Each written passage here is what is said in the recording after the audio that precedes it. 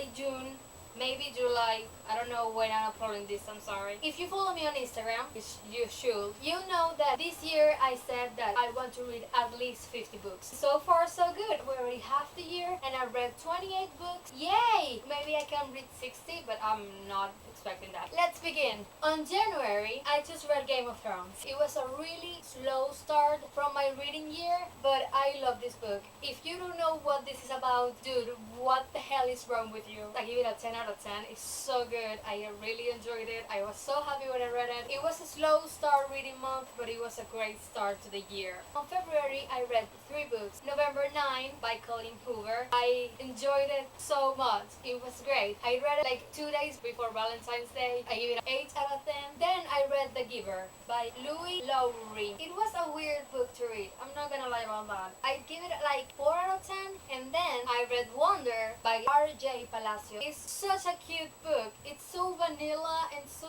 cute. I give it a 5 out of 10. On March, I only read 2 books. Tales from the Shadowhunter Academy, which is really good, and you should read it if you haven't, especially if you are in the Shadowhunter world. I give it a 8 out of 10, just because the beginning was a bit like, what? But it's good. And then I read Brain Game. I'm translated it. It's Juego Cerebral by Jose Miguel Vázquez González. It's a trilogy, but it is slow. Like, the story is good, but the way that it's written is not the best or the most exciting, so I give it a 3 out of 10. Then April came and the Tom Topple happened. I read 7 books. It was wonderful. Besides the Tom Topple, I read I'll Give You the Song by Jandy Nelson. I think I give it a 7 out of 10. I don't remember. You should read it if you haven't. Then I read 4, the Divergent novellas from Gore's point of view. It was a bit weird to get back into the Divergent universe after so long. I think I give it a 5 out of 10.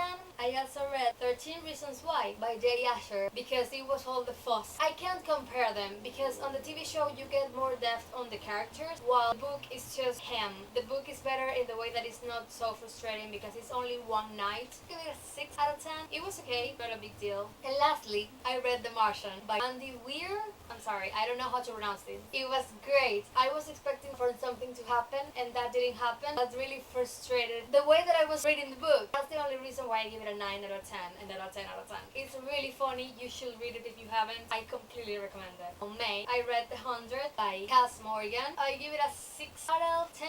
I read Day 21. I haven't read the 3rd one. I know she's writing the 4th one. The Ballard feels in every book are so great, but I do prefer the TV show from the books, which is a weird thing to do. Then I read Quidditch Through the Ages. I don't really have a reason why.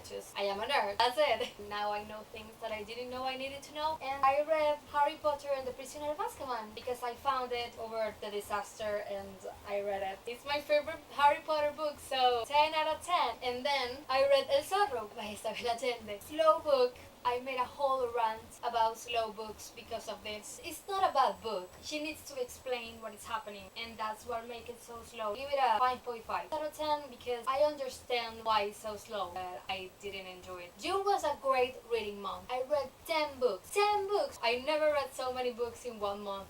Most of the books are really short, but that doesn't count, okay? Still 10 books are 10 books, and I'm damn proud of it. I read Fantastic Beasts and Where to Find Them screenplay because I wanted to watch the movie, but the movie isn't anywhere yet. I love it. Then I read The Daughter of Smoke and Bone trilogy by Laini Taylor. I enjoyed it so much. I give it an 8 out of 10. And then I read A Night of Cake and Puppets. It's so cute. After that, I read Ugly Love by Colleen Hoover. Let's talk about it. I don't know if that's out there in the world yet. That's coming at some point. After Ugly Love, I did something that had nothing to do with any of that. So I read Fantastic Beasts and Where to Find Them by Newt Scamander, the little book. Then I read Simon vs. the Homo Sapiens Agenda by Becky Albertalli. I don't know how to pronounce her name. It is so cute. If you need a really cute book, just read that book. I give it a 10 out of 10 because I just enjoyed it so much. Next book, Aristotle and Dante Discover the Secrets of the Universe. I've been trying to read this book since ages ago. I give it an 8 out of 10. But just because I was expecting something different. I think there's a second book coming. I'm looking forward to it. And last but not least, because of the 20th anniversary of Harry Potter and the Philosopher's Stone, I had to read it. I still love it. Those are the books. These are the only ones that I have in physical, but there are more. You know it, and that's what it counts. These are the books that I've read so far. I'm gonna try to not wait 6 months for another wrap-up. Thank you so much for watching. I hope you enjoyed this video. If you did, give it a like. You can subscribe over here. All my links are down below if you want to follow me around. I'll see you next time. Bye!